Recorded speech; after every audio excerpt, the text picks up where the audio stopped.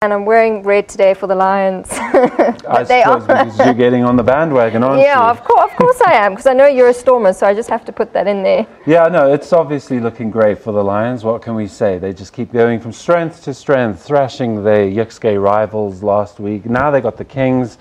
It's hard to talk against them in many respects, and they are the standard bearer for South Africa, and possibly the team that will go the furthest from us. And this should be a good weekend for them. It's a Sunday kickoff, so that's odd. Yeah. So that might throw a spanner in the works in terms of their preparations, because everything has to be put a day back. Yeah. Well, we'll see, but they're on a roll. And if the Crusaders come unstuck against the Rebels, the Crusaders are travelling to the Melbourne Rebels, then perhaps the Lions even go top of the log, of the overall log. But that's I don't think that's going to happen. The Crusaders unbeaten, and they're looking, unstoppable. Yeah. Okay. Stormers and Sharks. Stormers, Sharks. Yes, the Stormers have got their work cut out for them, and the Sharks as well. And these are the two teams that will qualify as well as the Stormers top of their conference and the Sharks second. I mean, they've got the points behind them. This is going to be bragging rights, and also to make sure they stay on track for the postseason and the knockout stages. The other teams that we could talk about, well, the Bulls, they've got their work cut out against the Hurricanes, and they're trying to address the problems there, but there clearly are problems in Loftus. The Cheetahs, they've got problems as well. They're playing the Sunwolves.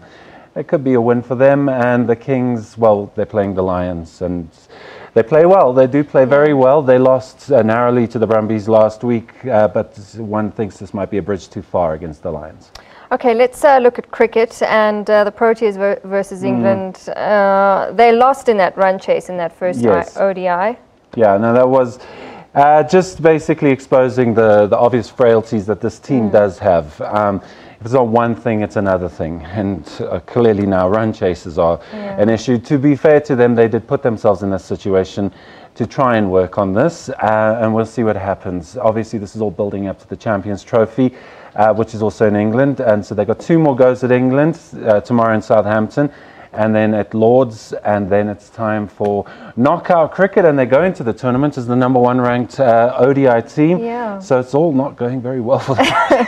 Am I wrong in saying that captaincy has something to do with it? I mean, we did so well under Faf, and I admire AB greatly, well, that's the thing. Yeah. But I don't know if, I mean, we just did so well under Faf. No, that's an absolute fair point. I mean, Faf just seems to be the guy who can lead this group of players. AB, absolutely impeccable player, but perhaps just don't give him that responsibility. Give Faf the responsibility. They seem to click better when that's happening, and don't tinker with this kind of stuff so near to a tournament. I mean, and it is an ICC knockout tournament, and we don't do well in this, and we have got a regrettable tag. And we last won this tournament in 1998, and those are the kind of stats that we need to start fronting up in these tournaments. So yeah, probably captaincy is also another issue. Yeah. Okay, another national side in the mix is SA under-20s. They're in action. Can we make the last 16 with this? Probably not. No, it's way gone. I mean, it was a bad loss to Italy. It showed a team that maybe lacking in confidence, but they were just kind of outplayed. And now they're going to go and play Uruguay, top their group, and Uruguay have been so strong. And so it's a huge ask. I mean, literally, they would have to make sure that either Italy or Japan wins their match, and then we absolutely annihilate Uruguay to get the goal difference up, and then hope that that's enough to get us through in the third places. But it's very improbable. However, it's an under-20 side. It's a good experience playing in South Korea, playing in a FIFA World Cup. It's the kind of experience that they need, and it's sad to say that this is all we're going there for, but it is, and we've got to use it to our advantage.